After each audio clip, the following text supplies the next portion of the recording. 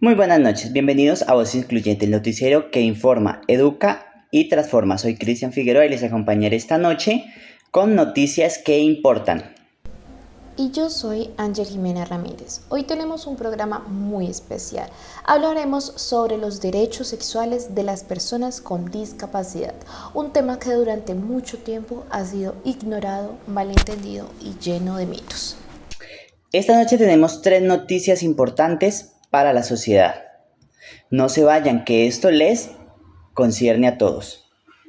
Nuestra primera noticia nos lleva a hacer una reflexión honesta. ¿Qué pensábamos y qué piensa aún mucha gente sobre la sexualidad de las personas con discapacidad? Así es, y para hablar de esto, cada uno de nosotros va a compartir algo muy personal, los imaginarios que teníamos antes de trabajar en este tema y cómo han cambiado. Bueno, por mi parte yo pensaba que las personas con discapacidad no tenían deseos ni necesidades afectivas, ni sexuales. Creía que su condición las hacía de alguna manera diferentes. En este sentido, casi como si no sintieran. Pero aprendí que la sexualidad es un derecho humano universal, que no desaparece por tener una discapacidad física, intelectual, sensorial. Las personas con discapacidad sienten, desean, aman y tienen derecho a vivir su sexualidad de forma plena, segura y libre. En mi casa, y creo que en muchas familias colombianas, se asumía que hablar de sexualidad en una persona con discapacidad era meterle ideas, que era mejor protegerlos manteniéndolos alejados de ese tema. Pero eso no es protección, eso es exclusión. Aprendí que negar la información sexual a una persona con discapacidad deja vulnerable ante el abuso y la violación de sus derechos. La educación sexual protege, no daña.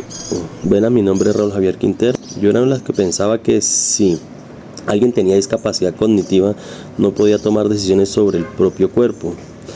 Ese imaginario lleva a que muchas personas tomen decisiones por ellas, por las personas discapacitadas sin consultarles y violando su autonomía y su derecho de decisión. Hoy entiendo que tener una discapacidad no equivale a no poder decidir por sí mismo. Existen apoyos y herramientas y acompañamientos para que ejerzan sus derechos con dignidad e igualdad de derechos. Hola a todos, yo soy Carlos Polanía y quiero hablar de algo que vimos también en nuestra cartilla. La sociedad suele ver a las personas con discapacidad como eternas personas dependientes, sin vida propia, sin identidad sexual, incluso sin derecho al amor o a la intimidad. Esto claramente es un tabú social muy poderoso. Incluso la realidad que estas personas, que tienen estas personas, pues poseen los mismos derechos que cualquier ciudadano, reconocidos incluso por la Convención de Naciones Unidas sobre los Derechos de las Personas con Discapacidad, e incluso por la legislación de dicho país, que en este caso sería la legislación colombiana. Bueno, como ven, la transformación empieza por nosotros mismos. Reconocer lo que creíamos y lo que era falso es el primer paso para construir una sociedad más justa e incluyente. Pasamos a nuestra segunda noticia y esta es urgente. A partir de ahora les voy a hablar desde la realidad de miles de personas con discapacidad en Colombia, que pues han visto como que sus derechos sexuales, incluso reproductivos, han sido vulnerados, que vendría siendo esterilizaciones forzadas, la negación en formación, los impedimentos para formar como una familia, abuso sexual impune, entre otros. Pero pues hoy, especialmente hoy, traemos como una buena noticia. Existen herramientas que son 100% legales para poder exigir que esos derechos sean respetados. Ahora, ¿cuál es la primera herramienta? La primera herramienta es la tutela, que es como el mecanismo más poderoso en Colombia para proteger derechos fundamentales. Si una persona con discapacidad o quien la represente puede como imponer una acción de tutela ante cualquier juez cuando considere que sus derechos están siendo violados e incluso vulnerados. Por ejemplo, si una entidad de salud se niega a brindar dicha atención en salud sexual y reproductiva a una persona con discapacidad, esta pueda realizar la acción de tutela y el juez tiene 10 días para poder fallar. Ahora, ¿cuál es la segunda herramienta? Es el derecho de petición. Este derecho de petición que pues tiene toda persona sirve para presentar solicitudes respetuosas a entidades públicas o privadas e incluso recibir una respuesta oportuna. Una persona con discapacidad puede usarlo pues para pedir información, incluso para algún otro servicio. Y pues lo que viene a ser también más importante es poder exigir que se corrija una situación. Dichas entidades tienen un plazo de 15 días hábiles para poder responder. Ahora, también pues existen otros mecanismos que vendrían siendo la acción de cumplimiento, para exigir que el Estado cumpla leyes y actos administrativos pues que realizan como la acción de proteger a personas con discapacidad.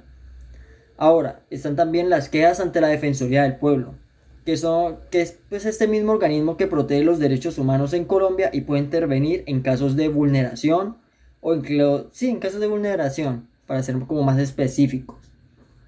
También están las denuncias ante el ISF, que eso pues son especialmente centralizados en casos donde haya abuso o negligencia en el cuidado de niños, niñas, adolescentes con alguna discapacidad.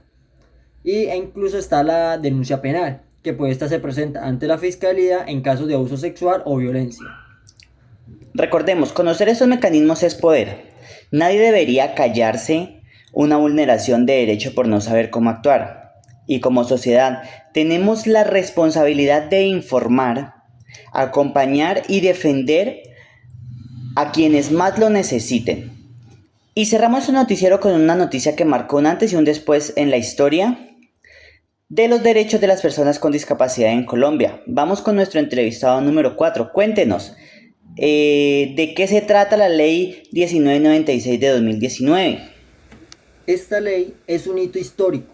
Antes de ella, pues muchas personas con discapacidad eran declaradas interdictas por un juez, lo que significaba que legalmente no podían tomar como dichas decisiones por sí mismas, pues no podían firmar contratos, ni manejar su dinero, no podían decidir sobre su salud, ni incluso pues sobre su cuerpo.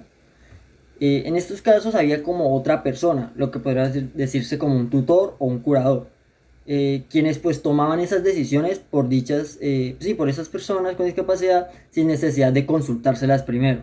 Eso que claramente vulnera de manera grave pues su autonomía y su dignidad. ¿Y qué cambió con la ley 1996? La ley pues establece que todas las personas con discapacidad, sin excepción, tienen pues esa capacidad jurídica plena. Esto significa que pues tienen derecho a tomar sus propias decisiones, igual que cualquier otra persona. No se siente más ni se siente menos. Lo que cambia es que ahora pues sí necesitan como ese apoyo para tomar decisiones. Claro, pueden designar voluntariamente a alguien de confianza que les acompañe, no que decida por ellas. Pues eso incluso se le llama el sistema de apoyos. ¿Por qué es tan importante esto en el contexto de los derechos sexuales? Eso es porque antes, con la figura de la interdicción, era legal, entre comillas, que un familiar decidiera si una persona con dicha discapacidad podía o no relacionarse afectivamente, si podía casarse o no, o incluso someterla a procedimientos médicos sin su propio consentimiento, que pues eso ya se acabó. Hoy, pues actualmente, una persona con discapacidad tiene el derecho reconocido por ley de decidir sobre su propio cuerpo, su sexualidad y sus relaciones. Nadie puede anular esa voluntad y nadie puede someterlo a cualquier otra acción, otro pensamiento. Ahorita, pues, para resumir ya todo esto de forma muy sencilla, esta ley dice que tener como una discapacidad no te hace menos persona ni menos ciudadano. Tienes los mismos derechos que todos, tienes la misma voz, incluso el mismo poder de decisión que todos los demás. Y así cerramos esta edición de Voz Incluyente. Hoy aprendimos que los imaginarios y tabúes se pueden transformar con educación e información. Que las personas con discapacidad tienen herramientas legales para exigir sus derechos y que hay toda una institucionalidad para acompañarlas. Y que la ley 1996 de 2019 reconoce su capacidad jurídica plena, que es el derecho de decidir sobre sus propias vidas. Porque los derechos sexuales no son un privilegio, son derechos humanos y son para todos sin excepción.